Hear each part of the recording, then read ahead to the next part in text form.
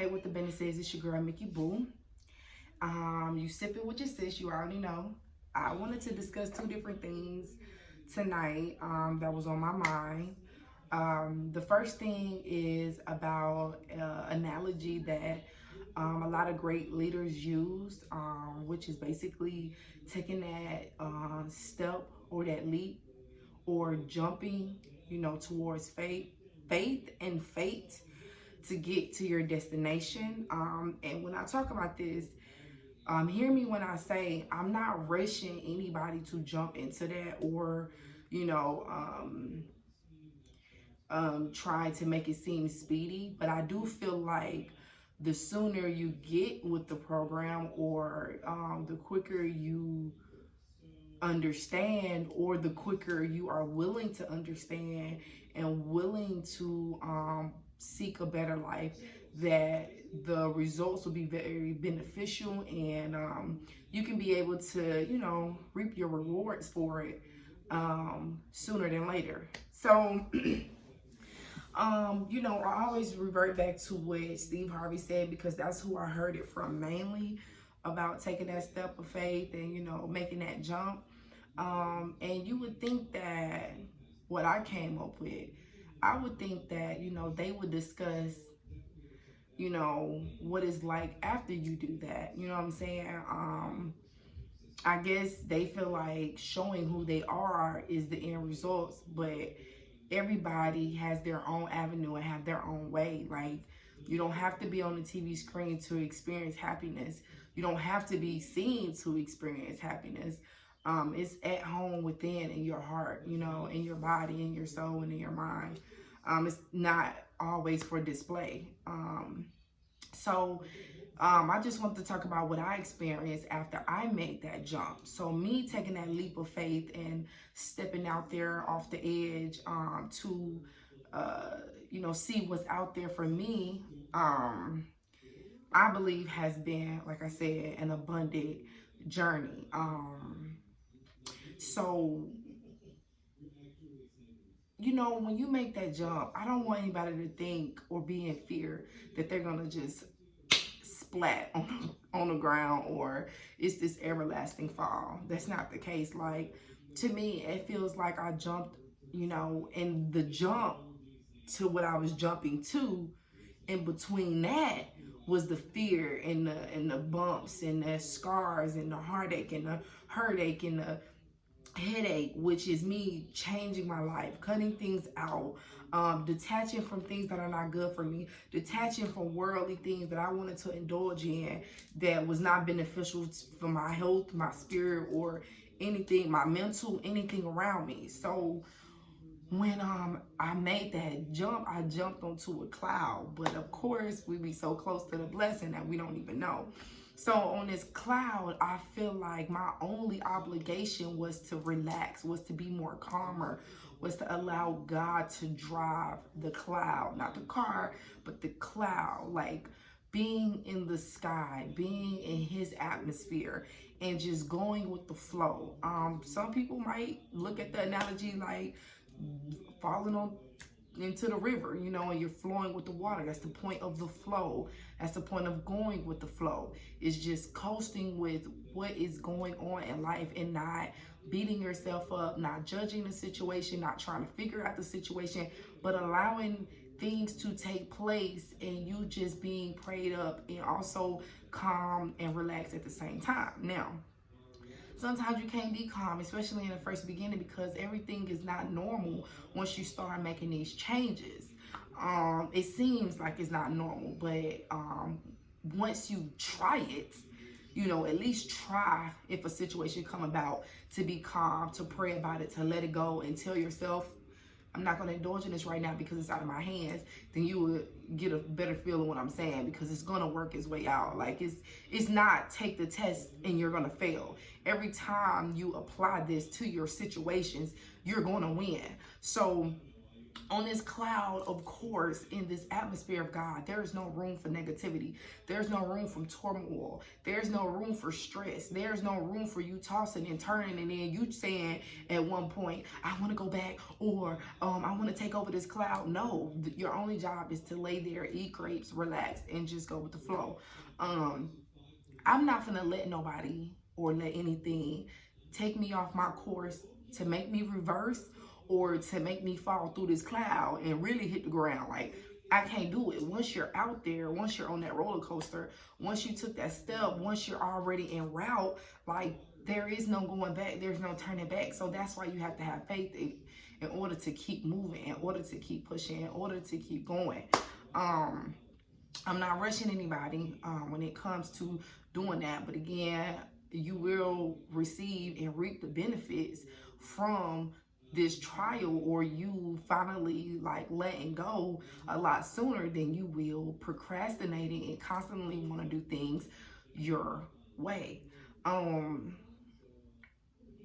So another thing that I just told myself, was taking a shower and I was thinking, like, let me evaluate my life a little bit. Like, let me take myself outside of myself and see, you know, what I look like. How am I acting? How is God seeing me right now? And I noticed that in this transition, the past couple days, because I had to detach from a particular area in my life to make it clear to me of what's going on, I noticed I was moping, and let's not say moping, mourning a little bit, because it's a loss when you detach from things, when you are being rid of it. And it's more like, you know, I'm going out to eat, having me a drink. You know, I'm being productive in the things that I have control of doing right now. But my inner feeling is kind of like a low beat. You know, I used to be very high beat. And then after things started changing, it became like a low beat. But I feel like I heard God telling me that I need to be in the middle. I need to have a regular, normal tempo. There's no reason why I should be in a low vibration or moping or looking as I'm moping. Like when I'm taking showers, you know, I do sugar scrub, wash up. I wash it 2 different times, before I do the sugar scrub and after I do the sugar scrub. And the reason why I'm telling you this is because I take care of myself and I oil my skin. I do all that. You know, I'm showing signs of wanting to take care of myself.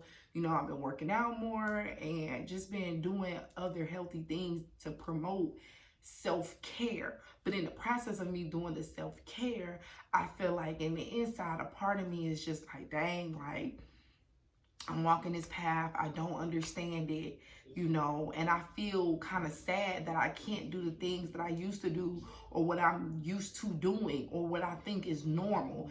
You know, it's not that I'm in fear, it's more just that I'm like, you know, I'm just gonna walk. And I feel like God see me doing my thing, but I'm walking with my head down, like, you know what, I'm just gonna go his way. I'm just gonna do it his way because his way is better. But that's not the attitude I need to have, because not only is his way better, it's better, like, it also makes me feel great. So why am I acting as though I'm down? And I just wanted to say behind that, when you do get in the transition of elevation, you know, it feels good when you start seeing those blessings and when you know you got God in your corner. But don't get to the point where you're almost sad that you have to be obedient. You know what I'm saying? There's no sadness about being obedient. And to me, this is very important, because I had to recognize that even though I am detaching from these things, they are for the betterment of my future. And just because I don't see it right now don't mean that I'm working on myself. I'm remolding myself.